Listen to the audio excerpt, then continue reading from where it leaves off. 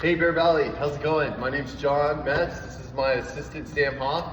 In case you can't tell, we're actually firemen and we're rafters and friends of Phil. Anyway, we're gonna do a quick video of some first aid tips, some down and dirty stuff for you guys in the field since we didn't get to practice this year. A lot of this stuff we've taught in the past to you guys, but we just wanna go over some basic stuff. First thing we're gonna talk about today is cardiac arrest management. When we talk about cardiac arrest management, we want to make sure that the person is in cardiac arrest. Typically that means they're not breathing and they don't have a pulse, okay? If someone isn't breathing and they don't have a pulse, typically we're going to check in their neck. If they don't have a pulse, we immediately want to begin CPR. For you guys, you know it's 30 compressions to 2 breaths, okay? So we're going to demonstrate one of those real quick. Sam's going to get on the chest. He's going to start his compressions.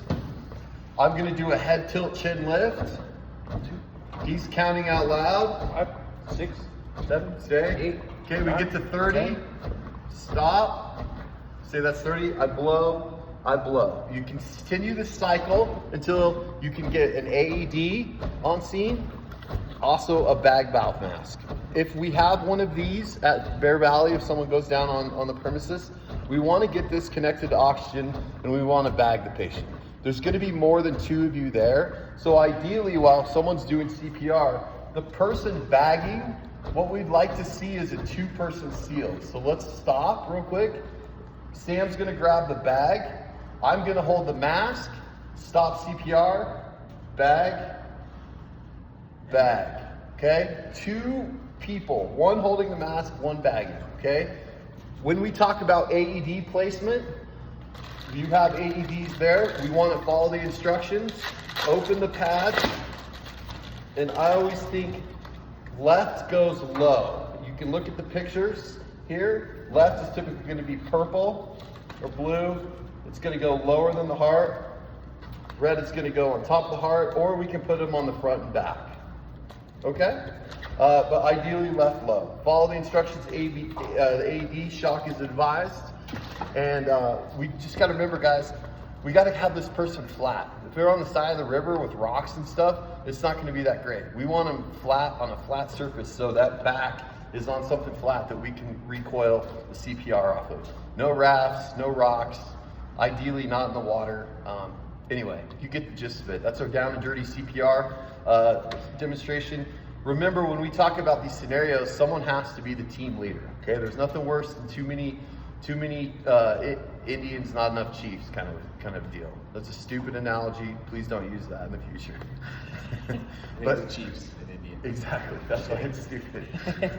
But someone has to be the team leader. In our case, it's the captain. He's calling the shots. Hey, guys, you do this. I'm going to go get help. I want you to do this. Typically, the person with the most medical experience is going to be that team leader. I would hate to have the most qualified person on the scene who's maybe an EMT or has a woofer be the one doing compressions, okay? You gotta have that step back, that 10,000 foot view of recognizing skills being performed, are they being performed correctly, and also having that awareness and foresight of where are we moving to? Are we taking this patient up a bank, like building on the scenario, thinking ahead of where we're going? So you're overviewing that situation.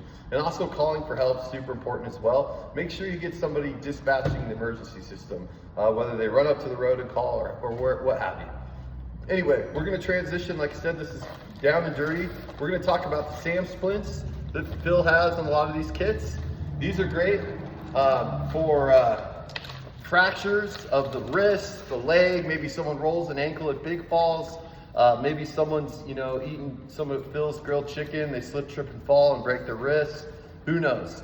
The SAM splint can be formed in a miraculous variety of ways around the injured extremity. Usually it's arms, sometimes it could be a leg. We're going to fold the SAM splint the way we want it. So you can see Sam has it around. We want to make sure that they have a pulse with it, and then we can just wrap the SAM splint. This is called Kerlex. This should be in the first aid kits. If you have to, you can use tape. Some way that we immobilize the actual injury to the splint and then try and immobilize it to the person. You guys all have the butterfly bandages. Those are things that you can use as well. We're not going to go over that. Practice this stuff hands-on. That's the best way to get at it. I just want to give you some tips, some street medicine, if you will. Other than that, I'm going to talk about a few other things. At this point, our lovely assistant Sam is probably going to go inside and make some chili or whatever firemen do. Thanks, buddy. Yeah. So talking about other stuff, you guys, when we're out there rafting, right, and we're really conscious of medical emergencies, there's a couple things in my mind, and I've been a guide for a long, long time and a kayaker, that really scare me. One is bee stings, okay? When we think of bee stings, we think of deathly anaphylaxis allergy response. And without getting into the physiology of it, bee stings are something that can kill you dead faster than you can even imagine, okay? Most people you know have some bee sting allergy. Typically they have an EpiPen. Super important we get that EpiPen on board very fast. And not just that, you gotta remember Epi wears off, it burns off, right? So if you're in the middle of the Cabarton and you have one EpiPen, man, when you get it on board, you are behind the 8 ball, because what we need is more Epi. One does not cure. We need multiple doses typically, and we need to get that patient or customer or fellow guide to a safer place. So what I like to basically push, get the Epi on board, have a plan to get them out. I'm not gonna go over the EpiPen. A lot of the times it's in the leg. There's the legal situation. Look, I'm gonna tell you right here, okay, what I would do. If I'm in this situation, I know you're not an EMT and the person can't give it to themselves, give it to them, okay? Don't do the, I'm gonna put it in your hand legal thing. If you're doing what's in the best interest of the patient, in your opinion, you can get yourself a lot of leeway and a lot of grace. We're not getting focused on legalities because we're not in the city where an ambulance is 3 minutes away. We're in a pretty harsh and challenging environment. Get the Epi on board. If you can, ask other people if they have an Epi in case that one wears off. And be conscious of someone who's stung by a bee. A lot of times they're gonna have difficulty speaking. Their tongue is gonna get swollen. The biggest thing for me is that voice gets gravelly. You start to understand that their throat's swelling. When their throat swells, what's gonna kill these people is going to be a complete airway occlusion. And there's nothing really y'all can do in the field to prevent that other than Epi and getting them to a higher level of care, okay? Don't give EpiPens to people who just have an allergy, right? Like, oh, I can't eat gluten, and oh my God, I eat gluten. Listen, man, I get allergies. We're talking about deathly anaphylactic people, okay?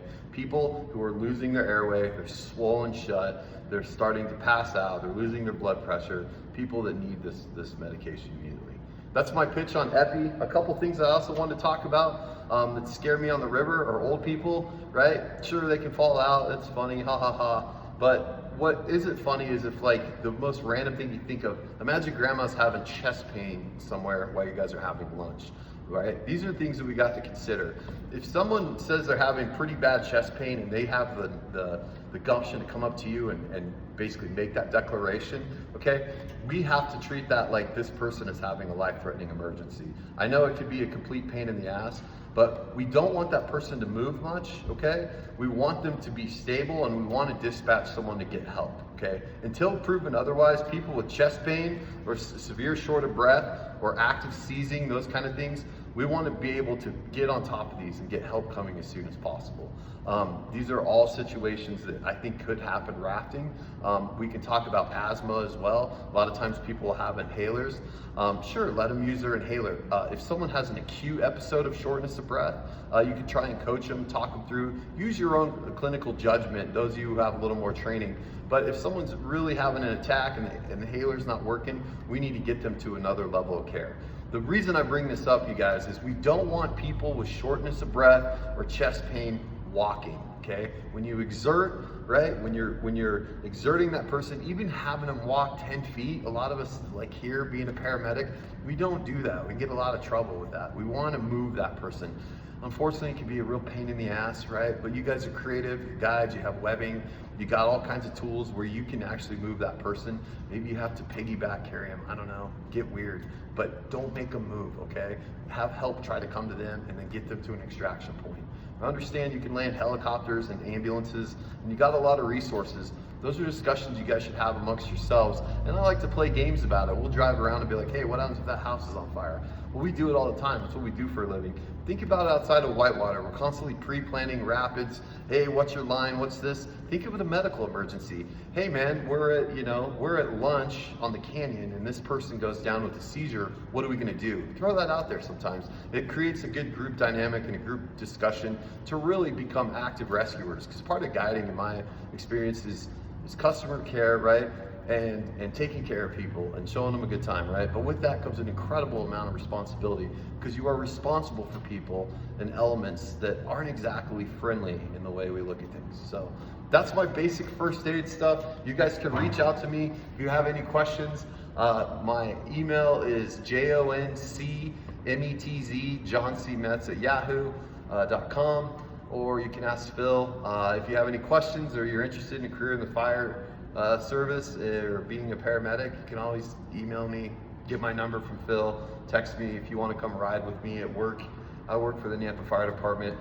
Be more than happy. I think raft guides and kayakers make excellent first responders just because we're adept at managing and handling chaos, and we're good at it, and it translates over. That's what I did. Thanks for watching. Appreciate you guys. Have a safe summer. If you guys made it through this part of the video, I commend you. I probably wouldn't have watched after 45 seconds. Thanks. Bye.